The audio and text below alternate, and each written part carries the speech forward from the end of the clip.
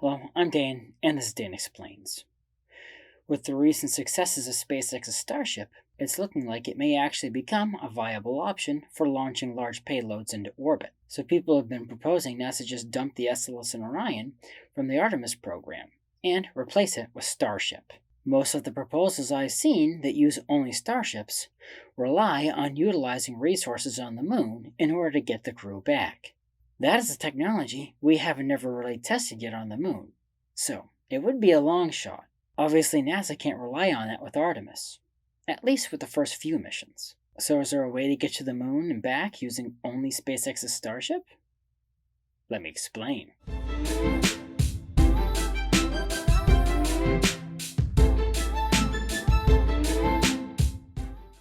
Before I talk about how you might be able to use only Starship to land on the Moon and return, let me quickly go over why you'd want to do that anyway.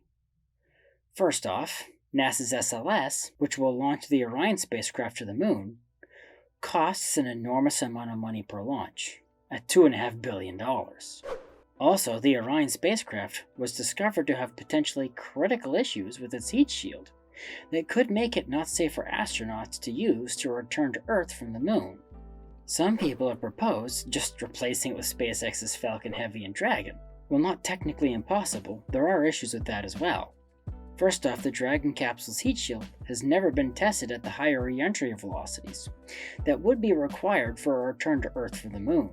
Although the original concept of the Dear Moon mission, which was originally planned as a private circumlunar flight using Falcon Heavy and a Dragon capsule, seems to indicate that a Dragon riding on a Falcon Heavy could not only get to the Moon, but return from it too. The issue is, there's more to it than that.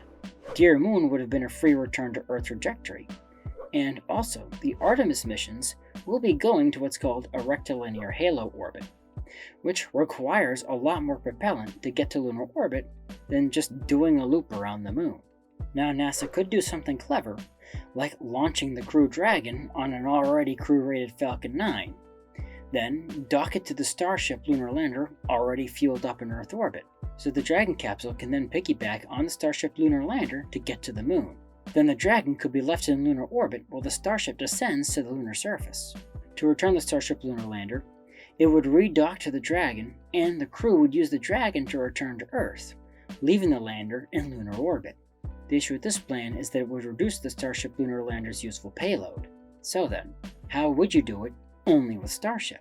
The big issue with using only Starship is that the Starship lunar lander is not going to have a heat shield, which means it wouldn't be able to scrub off the speed of returning from the Moon using Earth's atmosphere, so it would not be able to return from the Moon without refueling in lunar orbit. And the astronauts would still need another Starship to launch and dock with the lander to return them to the Earth, since the lander can't re-enter Earth's atmosphere, at least not in one piece. So, the scheme would add an extra complication of getting a Starship propellant depot to the Moon with enough propellant so that the lunar lander could not only return to Earth, but perform an orbital insertion burn when it gets there.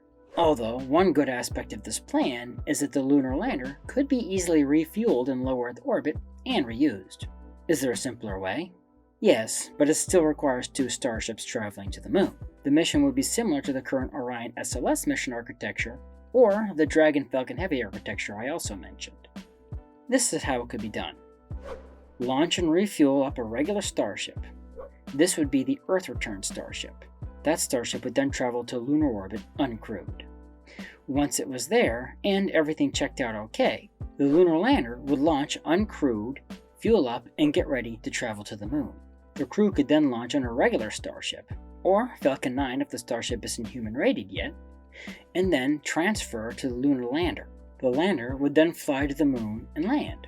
After completing the surface activities, the astronauts would then be able to return to lunar orbit and dock with the mostly fueled up regular Earth return Starship that was already there waiting for them. That Starship would then head back to Earth, leaving the lunar lander in lunar orbit. Using the heat shield, the Earth return Starship could either return and land directly, or if for some reason the Earth return Starship isn't human rated to return people, it could return to Earth orbit using the extra propellant it was able to carry because it didn't have to land on the Moon, as well as also using a less aggressive return trajectory to scrub off a lot of the orbital insertion energy using the heat shield in Earth's atmosphere. Then, depending on how long the mission was, they could either return to Earth's surface using the Dragon capsule they went up on, or launch a new one. This architecture not only reduces complexity, but it adds the ability to fall back on Falcon 9 if something goes wrong. On top of that, if the Starship could make a direct return from the Moon using its heat shield, it may still be possible to reuse the lunar lander for the next mission. The astronauts could fly out to the Moon on the return Starship and then transfer the propellant needed to land on the Moon from the return Starship to the lander. Assuming they achieve the stated goal of launching each Starship for only around $1 million each, and that each Starship would require around a dozen refueling flights, it would cost around $27 million to get to the Moon using only Starships. That's roughly only 1% the cost of one SLS launch. Heck, if it costs 10 times more, so $10 million a launch, which is probably more realistic for the foreseeable future, it would still cost only 10% as much as using SLS and Orion, and the ride to and from the Moon would be much roomier too. Would NASA ever go with this plan? No, they're already too deep into it with SLS. So missions with this architecture, or something similar, were probably first carried out by commercial entities or private individuals with deep pockets. But we may see NASA change its mind once it's gotten through its current slate of missions that are designed to use SLS. Thank you for watching. If you like this video, and other topics ranging from theology to science, please press the like button, subscribe to my channel, and ding the bell to get notified when I post new videos.